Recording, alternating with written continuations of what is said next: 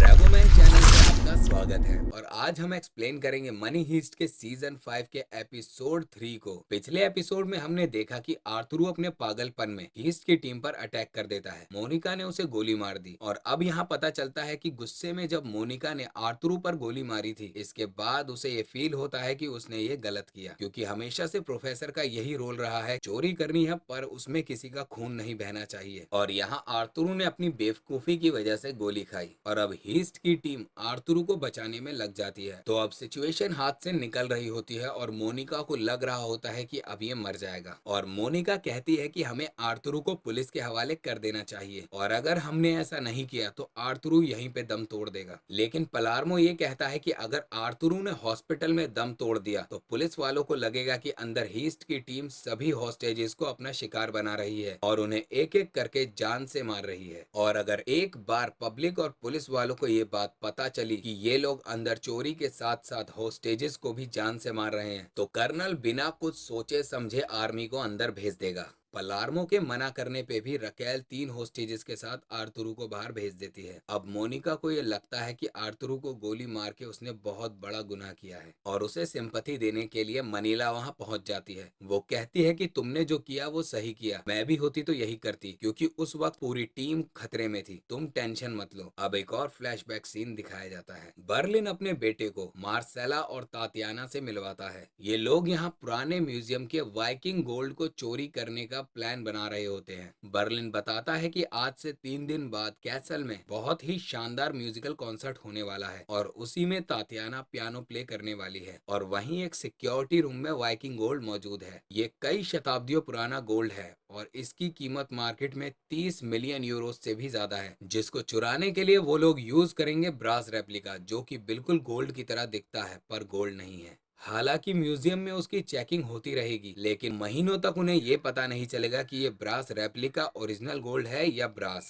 लेकिन रफाइल का ये मानना था कि किसी म्यूजियम से एंटिक आर्ट को चुराना कला की बेइज्जती है। वो बर्लिन को समझाता है और कहता है कि आपको ऐसा नहीं करना चाहिए, पर बर्लिन नहीं सुनता। उन्हें तो अपने बेटे को बस एक सबक सिखाना था और वो क्या था ये हम आपको जरूर बताएंगे। अब दोबारा स्ट्रॉम वाटर टैंक वाली जगह दिखाई जाती है, जहाँ प्रोफेसर और सैरा टीवी पर न्यूज देख रहे होते हैं कि होस्टेजेस को एक गोली पड़ी है, जिसमें हीस्ट की टीम ने जिसको गोली लगी है और उसके साथ गवर्नर को पुलिस के हवाले कर दिया है। अब प्रोफेसर मार्सेला बेंजामिन ये तीनों सैरा के कैद में होते हैं। वहीं सैरा तीनों से पूछ रही थी, बताओ तुम्हारा प्लान क्या है, और अब तुम तीनों का प्लान फेल होके रहेगा। अब इस सिचुएशन को देखते हुए कर्नल तमायो आर्मी को कभी भी अंदर भेज देगा और आर्मी बिना कुछ सोचे समझे तुम्हारे लोगों को मार देगी। और अब पुलिस स्टैंड में जहां गवर्नर पुलिस वालों के सामने था, कर्नल तमायो, एंजल और सगास्टा गवर्नर से पूछते हैं कि अंदर की सिचुएशन कैसी है और वहां क्या चल रहा है। गवर्नर बताता है कि आर्थुरू को गोली पड़ी है, उसकी खुद की बेवकूफी की वजह से। प्रोफेसर की टीम वहां हाइस्ट के लिए आई है, ये सच है, पर वो किसी को जान से मारना नहीं चाहती। अब तमायो ये सोच रहा था कि आर्थुरू की मौत हॉस्पिटल में ही हो जाए और अगर इसकी डेथ वहां होती है तो इस बात का फायदा उठाकर कर्नल तमायो उनके ऊपर आर्मी से अटैक करवा देगा। और जब गवर्नर को तमायो के इरादों के बारे में पता चलता है, कर्नल तमायो उन लोगों को मर्डरर घोषित करके उन पे जानलेवा हमला आर्मी से करवाना चाहता है। तो ये जानकर गवर्नर हक्के बक्के रह जाता है और फिर कर्नल तमायो के थ्रू एक प्रेस कॉन्फ्रेंस अरेंज कराई जाती है। वहाँ ये बताता है कि अंदर हीस्ट की पूरी टीम होस्टेजेस पर जोर आजमाइश कर रही है और उन्हें जान से मार रही है। तमायो के बयान से ये पता चल जाता है कि हीस्ट की टीम को मर्डरर और किडनैपर्स बताकर उन्हें आर्मी के थ्रू रुकवाना चाहते हैं। और साथ ही साथ वो ये बताता है कि सैरा जो हमारे लिए काम करती थी और जो हमारी प्रोफेसर को पकड़ने में हेल्प किया करती थी, इस वक्त वो भी प्रोफेसर के साथ हो चुकी है। और अब लाइव टीवी पर सैरा अपना न्यूज देख रही होती है और अपना करियर खराब होता देखती है और ये सोचती है कि तमायो ने आखिर ऐसा क्यों किया। और अब उसके पास कोई चारा नहीं था। अगर वो प्रोफेसर के साथ नहीं हुई तो पुलिस वाले प्रोफेसर को तो पकड़ेंगे ही और मुझे भी नहीं छोड़ेंगे। इसीलिए वो प्रोफेसर का साथ देने के लिए तैयार हो जाती है और ये सब प्रोफेसर भी टीवी पर देख रहा होता है। अब प्रोफेसर उसके साथ माइंड गेम खेलता है, जिससे उसे गुस्सा आने लगता है। तो अब वो पुलिस छोड़ प्रोफेसर के साथ हाथ मिलाने वाली होती है। तो इसी वक्त एलिशिया को वाटर ब्रेक हो जाता है, जिसका मतलब है कि डिलीवरी के टाइम बेबी को जन्म देना। अब ये देख सैरा जोर जोर से चिल्ला चिल्लाने लगती है और सोचती है कि अब क्या करें। प्रोफेसर उसे कहता है कि हम तुम्हारी मदद कर सकते हैं, तुम बस मेरा साथ दो, हम पर गोली मत चलाना। पर सैरा किसी की नहीं सुनती और वो अपनी डिलीवरी को अपने हाथों ही करने की कोशिश करती है। वो पास पड़े गद्दों पर लेट जाती है और एक टोकरी अपने आगे रख लेती है और मोबाइल के सेल्फी कैमरे की मदद से खुद से ही डिलीवरी को करना स्टार्ट कर देती है। प्रोफेसर उसे कहता है कि मैं जानता हूँ कि तुम ये अकेले नहीं कर सकती, मुझे तुम्हारी मदद करने दो। और यहीं पे एक फ्लैशबैक सीन दिखाया जाता है रॉयल मिंट की चोरी का, जहाँ पर मनीला मॉस्को और डेनवर से मिलने के लिए आती है और कहती है कि मुझे रॉयल मिंट की चोरी में आपका साथ देना है। पर मॉस्को बिना बेंजामिन की परमिशन के मनीला को इस काम में शामिल करना नहीं चाहता था। उस वक्त बेंजामिन जेल में था और मॉस्को को बेंजामिन से बात करनी अर्जेंट थी। प्रोफेसर ने सभी के फोन ले रखे थे और अगर उन्हें कॉल करनी है तो वो 5 मील दूर एक रेस्टोरेंट में जाके, जहाँ एक पीसीओ है, उन्हें वहां जाके उनसे बात करनी पड़ेगी। तो दोनों सुबह प्रोफेसर की कार लेकर निकल जाते हैं। फिर वो बेंजामिन से बात करते हैं, जहाँ पर मॉस्को बेंजामिन को सारी बातें सच सच बता देता है कि मनीला यहाँ हमारे साथ काम करने आई है। और वहीं बेंजामिन ये कहता है कि मैं ये जानता हूँ कि वो हमारे साथ काम करना चाहती है। काफी साल ट्रांस की जिंदगी बिताकर अब जाकर वो एक फीमेल के रूप में खुश रहने लगी है और बाय मिस्टेक उसे पुलिस ने पकड़ लिया तो उसकी जिंदगी पूरी तरह से खत्म हो जाएगी और जो प्रॉब्लम उसने आज तक अपने लाइफ में फेस करी वो वापस उसके सामने आ जाएंगी। वहीं डेनवर चिल्लाकर बेंजामिन से कहता है कि मनीला उसकी रिस्पॉन्सिबिलिटी है, वो उसे कुछ नहीं होने देगा, चाहे वो खुद क्यों ना मर जाए। ये सुनकर बेंजामिन डेनवर पर यकीन कर लेता है। अब प्रेजेंट में पुलिस टेंट में दिखाया जाता है गांदिया को, जो उस टीम के साथ मिलकर हीस्ट पे हमला करने के लिए तैयार होता है। कर्नल सगास्टा टीम को कहता है कि हम छत से हमला करेंगे, दरवाजों से जाने पे वो हमें खिड़कियों से निशाना बना सकते हैं। वही एंजल उसे बोलता है कि इतनी ऐतिहासिक बिल्डिंग की छत को ऐसे ही बर्बाद नहीं कर सकते। यही कर्नल तमायो को किसी चीज की कोई फिक्र नहीं थी, वो तो बस हीस्ट की टीम को ये दिखाना चाहता है कि वो क्या कर सकता है। पलार्मो को इस बात का पता चल चुका था कि किसी भी वक्त हीस्ट की टीम पर ये लोग आर्मी के थ्रू हमला कर देंगे, तो वो भी अपनी पूरी टीम को बंदूक, गन, ग्रेनेड के साथ तैयार कर देता है। और वहीं टोक्यो और रियो आपस में बातचीत कर रहे होते हैं कि ये मौका शायद लास्ट मौका हो। अब रस्सियों से सगास्टा की टीम बैंक की छत पर जाती है। अब हीस्ट की टीम को ये पता चल जाता है कि वो लोग दरवाजों से नहीं बल्कि छत से एंट्री लेंगे। और वहीं बगोटा गोल्ड पिघलाने वाली टीम के पास जाकर उन्हें कहता है कि तुम काम की स्पीड को बढ़ा दो और उसके बाद वो हीस्ट की टीम के साथ मिलकर आर्मी से लड़ने चला जाता है। फिर वहीं स्ट्रॉन्ग वाटर टैंक पे जहां प्रोफेसर सैरा को कहता है कि तुम अकेले बच्चे को जन्म नहीं दे सकती, तुम्हें मेरी जरूरत पड़ेगी। बच्चे की गर्दन फंस चुकी है, उसे हाथ डालकर बाहर निकालना होगा। अब सैरा के पास दूसरा कोई ऑप्शन नहीं था। अब तीनों सैरा की डिलीवरी में मदद करते हैं और बच्चा बिल्कुल ठीक ठाक होता है और सब बहुत खुश हो जाते हैं। और अब टीवी पे न्यूज आती है कि सगास्टा की टीम ने बैंक ऑफ स्पेन पे हमला कर दिया है छत से। और इसके साथ तीसरा एपिसोड भी यहीं पूरा होता है। लाइक, सब्सक्राइब और शेयर करना ना भूलें